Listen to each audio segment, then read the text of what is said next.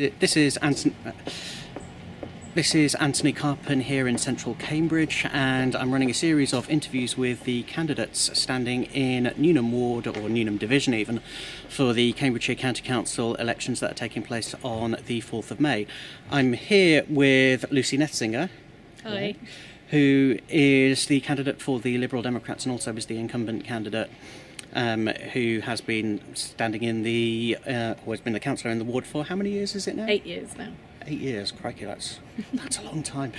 So I've got a series of questions here from the Newnham Residents Association that I've been asked to put to all of the candidates. So with this, Lucy, let's kick off.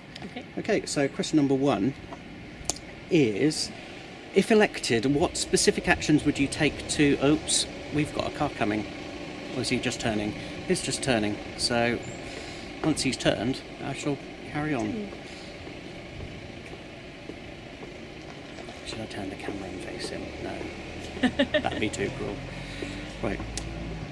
So I have been asked by by Newnham Residents Associations to put a series of questions to the candidates in the run-up to the elections for the Newnham Division. So, question number one, Lucy, is, given the, if elected, what specific actions would you take to address the severe shortfall in funding for our schools, in particular Newnham Croft Primary School, the impact of the collapse of the Uniting Care Partnership and therefore the shortfall for funding in social care, and really asking how can local government get more money to pay for the services that the community needs? Okay, thank you, Anthony. I think the answer to those questions is extremely clear from a Liberal Democrat perspective, in that we spent a lot of time and effort over the winter arguing very strongly that the County Council ought to be raising council tax by 4% rather than the 2% that in fact has been raised by the Conservative people in control of the council.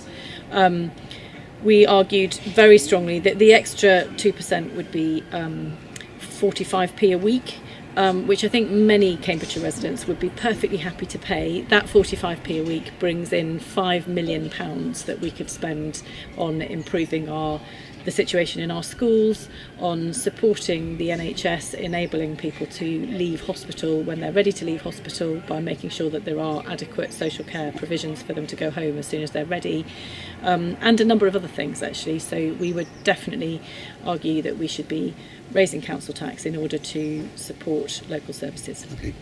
And moving on to the next thing, which is really related to all things City Deal and transport, what is your position on issues such as the cycling infrastructure schemes that have been rolled out, for example, across Hills Road, where there's been a lot of criticism locally on design and delivery?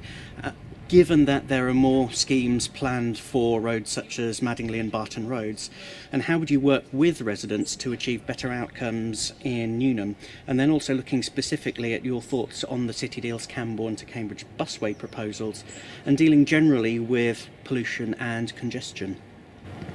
Okay, so I think that there's been a huge amount of extremely valid criticism about the way the City Deal has dealt with members of the public and in terms of engagement on the schemes that they've been putting forward.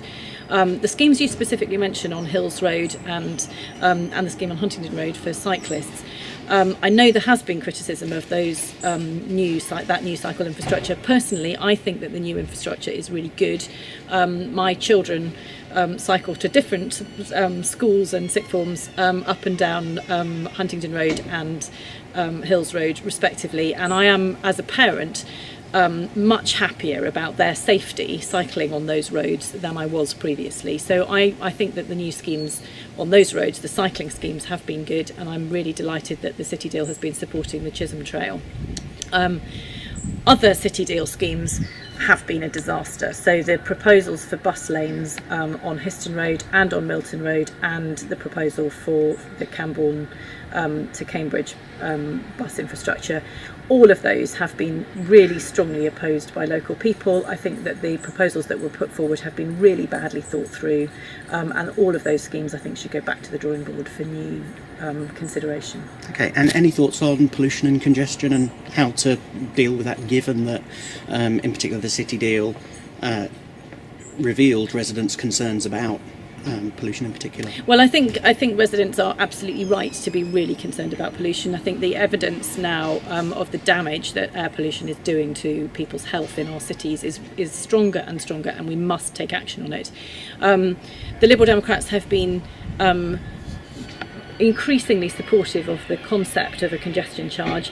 There are so many different ways in which that could be introduced, and I think there needs to be, one of the things the City Deal has been really bad at is engaging with the public, and I think we once this election is out of the way, I hope that we will have a really engaged conversation with the public about how we can introduce new measures which will not only help with improving public transport, which we desperately need to do in Cambridge, but also dealing with air pollution issues. Okay. And final question is really around the main skills and attributes to be a councillor. Now, obviously, you've been a councillor for 8 years. So, what is it that makes you want to continue in what I think previous debate chair, I think it was the Reverend Bruce Waldron up in Sawston, described as the most abused role in human existence, standing for and being elected to public office. What makes you want to continue in that role? And then furthermore, how are you going to get residents, and in particular young people, more involved in the decision-making processes on, in particular, on what the county council does, also with a kind of a mind also to how it's going to work with the mayor and the City Deal as well? Okay.